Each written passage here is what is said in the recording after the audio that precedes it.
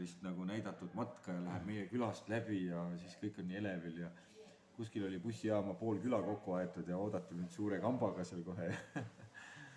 Aga mandri peal on, või ma räägin, suured linnad, eks ole, kõigil on kiire, kõik teevad oma toimetusi ja siis keegi mingi kloun oma vestiga seal kuskil törerdab tee ääres, siis antakse signaali, et kao eest ära ja ei huvita inimesi seeriti.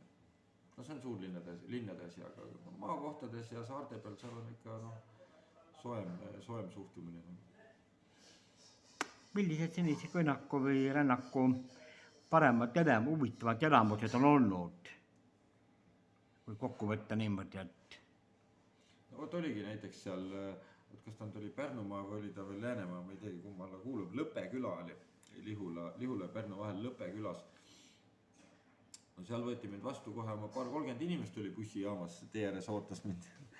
Olid seal lapsed ja olid vanad ja palju rahvast oli ja siis ma pidin pool tundi seal istuma ja rääkima oma seiklustest ja Saaremaal üks naisterahvas püüdis auto kinni ja siis küsis, et kas mina olen see härrasmees, kes neid ringe teeb siin ümber Eesti ja siis tuli autost välja, tal käes olid banaan ja mandariin. Tuli toppis need mulle seljakotti, ütles, et näed vitamiini tee peale kaasa ja